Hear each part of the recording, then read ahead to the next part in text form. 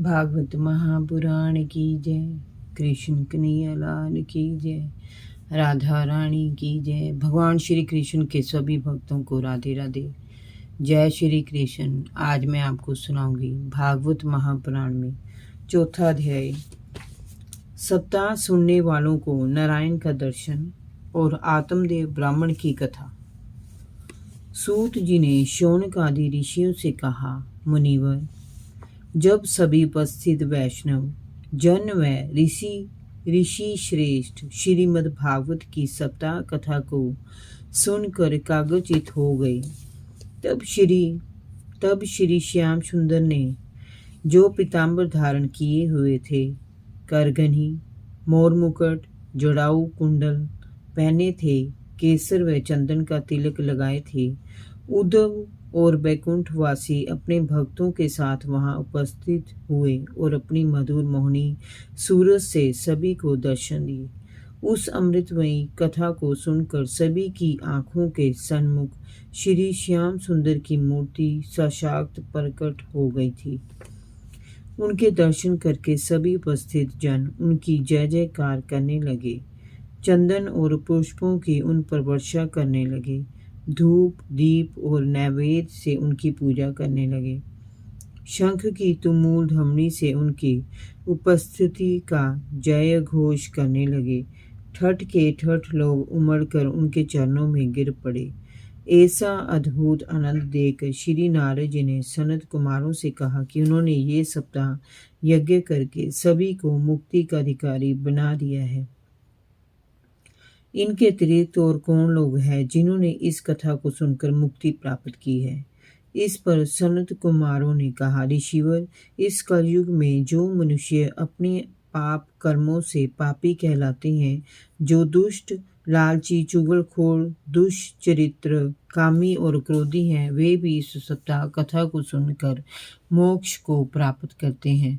इस कलयुग में जो व्यक्ति अपने माता पिता की सेवा करता है, वह अपने कर्म और धर्म से रहित लोभी होने पर भी इस कथा को सुनकर भव सागर से पार हो जाता है। अब हम आपको एक पुरानी कथा सुनाते हैं। ये कथा एक ऐसे ब्राह्मण की है जिसकी पत्नी बड़ी कर्कशा थी। आत्मदेव ब्राह्मण की कथा। दक्षिण दिशा में तुंगभद्रा नदी के तट पर स्थित एक नगर में आत्मदेव नामक एक ब्राह्मण अपनी पत्नी धुंधली के साथ रहता था। ब्राह्मण बड़ा ज्ञानी, तेजवान और सदाचारी था, जबकि उसकी स्त्री बड़ी कर्कशा थी। वह सारे दिन संसारिक मोह माया में फंसी रहती थी और बात बात में अपने पति से लड़ाई झगड़ा करती रहती थी। वह ब्राह्मण जैसी परमेश्वर इच्छा कहकर चुप रहता था और अपना समय काटता था। उस ब्राह्मण के यहाँ कोई संतान नहीं थी। उसने संतान के लिए खूब दान दक्षिणा बांटी, पर उसे संतान का सुख प्राप्त नहीं हो सका। एक दिन दुखी होकर वह अपना जीवन सप्ताह करने की इच्छा से वन में चला गया। वहाँ एक सरोवर के किनारे वह भूखा प्यासा दोपहर तक बैठा रहा। चिंता के मारे उसका बुरा हाल था। संतान न होने के कारण उसके पितरों को मुक्ति नहीं मिलेगी, ये सोच सोच कर वह हैरान परेशान था। उसी समय एक सन्यासी वहां आया और उस ब्राह्मण को उदास देखकर उसकी उदासी का कारण पूछने लगा। ब्राह्मण ने संतान न होने का अपना दुख उसे बताया और कहा कि उसकी पालित गाय भी बांझ है और जो वृक्ष उसने लगाया है उस पर भी फल नहीं आते हैं। बाजार से जो फल वह लाता है वह भी सूख जाते हैं।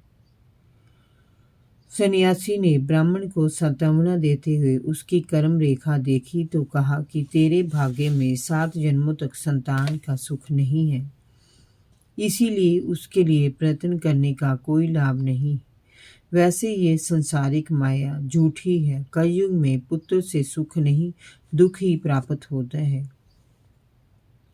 सभी भाई बंधु मतलब के साथी होते हैं। तू ब्राह्मण पुत्र है, तुझे अपना मन हरि भक्ति में लगाना चाहिए, इससे तुझे सुख प्राप्त होगा।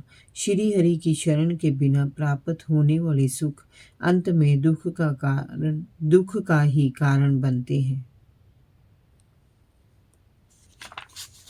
ब्राह्मण को सन्यासी की बातों से संतोष नहीं हुआ।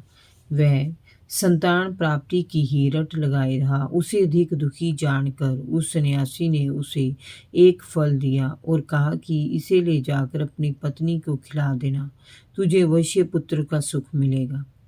ब्राह्मण खुशी खुशी अपने घर लौट आया और उसने वह फल अपनी पत्नी को खाने के लिए दे दिया और कहा कि इसके खाने से उसे पुत्र की प्राप्ति होगी। फल देकर वह ब्राह्मण नगर में चला गया। उसी समय उसकी पत्नी की एक सहेली वहां आई तो ब्राह्मण की स्त्री ने उससे अपने स्वामी की बात बताई और कहा कि वह संतान उत्पन्न करना नहीं चाहती। यदि उसे गर्भ रह गया तो घूमने फिरने, गाने बजाने, उठने बैठने में उसे बड़ा कष्ट होगा। गर्भ के कारण वह ठीक से खा पी नहीं सकेगी और जब वह पुत्र को जनेगी तब उसे बड़ी पीड़ा होगी। उसका शरीर कोमल है, वह इस दुख को सहन नहीं कर पाएगी। यदि बालक हो भी गया तो रात दिन उसके मल मूत्र को साफ करना उससे नहीं हो पाएगा। बदबू वह जरा भी सहन नहीं कर पाती, इससे तो वह बांझ ही ठीक है। उसकी सहेली ने उसे समझाया कि वह फल को कहीं छिपा दे और पति से कह दे कि उसने फल खा लिया है। सहेली की बात उसकी समझ में आ गई। उसने ऐसा ही किया। उसने फल को छिपा दिया और पति से झूठ बोल दिया कि उसने फल खा लिया है। कुछ दिनों बाद उस ब्राह्मणी की बहन उसके घर आई तो उसने अपनी बहन को उदास और कमजोर देखा तो पूछा कि ये सब क्या है, उसकी उदासी का कारण क्या है। इस पर ब्राह्मणी ने अपनी बहन को सारी बात बता दी और बोली कि वह इसीलिए चिंतित और उदास है कि गर्भ तो उसके है नहीं, फिर वह अपने पति से ये झूठ कब तक छिपा पाएगी। उसकी बहन ने बताया कि वह एक माँ की गर्भवती है, वह पुत्र प्रसव करेगी तो उसे दे देगी। ये फल वह गाय को खिला दे। ब्राह्मणी ने वह प्रसन्न होकर वह फल अपनी गाय को खिला दिया। समय आने पर ब्राह्मणी की बहन ने एक पुत्र को जन्म दिया। ब्राह्मणी तत्काल चुपचाप उस नवजात शिशु को ले आई और उसने ब्राह्मण से कह दिया कि उसे पुत्र हुआ है। कुछ समय के बाद ब्राह्मणी की गाय ने भी एक सुंदर मनुष्य रूपी बालक को जन्म दिया। उसके कान गाय जैसे बहुत बड़े बड़े थे। ब्राह्मण दोहरी खुशी पाकर खूब प्रसन्न हुआ। उसने याचकों को बुलाकर खूब दान दक्षिणा दी और घर में ढोलक बजवाई। ब्राह्मणी ने अपने पति से कहा कि उसको दूध नहीं उतर रहा है जबकि उसकी बहन को खूब दूध आ रहा है। उसका पुत्र पैदा होते ही मर गया है, उसका दूध पीने वाला कोई नहीं है, अगर वह कहे तो अपनी बहन को बुला ले। ब्राह्मण ने सहर्ष अपने सहमति प्रदान कर दी। ब्राह्मणी की बहन वहां आ गई और उसके पुत्र को दूध पिलाने लगी। ब्राह्मण ने उस बालक का नाम धुंधकारी रखा और गाय के पुत्र का नाम गोकर्ण रखा। वह उन दोनों बालकों का लालन पालन अच्छी प्रकार से करने लगा। जब दोनों बालक सियाने हुए तो गोकर्ण पढ़ लिख कर बड़ा पंडित और बुद्धिमान हुआ, जबकि धुंधकारी महामूर्ख, अधर्मी, चोर, जुआरी और लंपट बना। गोकर्ण का समय धर्म कर्म में व्यतीत होता था और धुंधकारी का कुकर्मों में।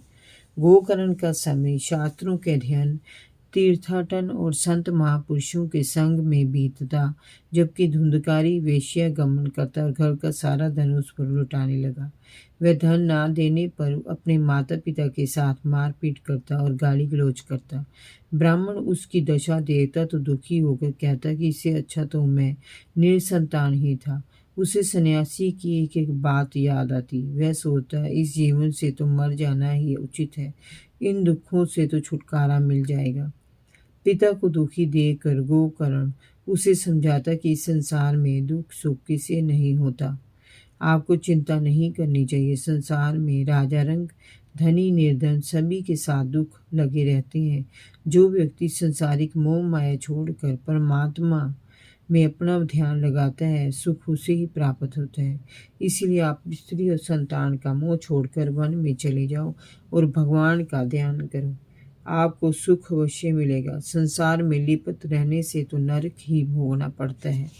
गोकर्ण की बातें सुनकर ब्राह्मण को कुछ ज्ञान हुआ और उसने अपने पुत्र गोकर्ण के कहने पर वन में जाकर अपना मन श्री हरि चरणों में लगा दिया। कुछ ही दिनों की कागरचित भक्ति करने से उसे मोक्ष मिल गया और उसने अपना संपूर्ण जीवन श्री हरि भक्ति में समर्पित कर दिया।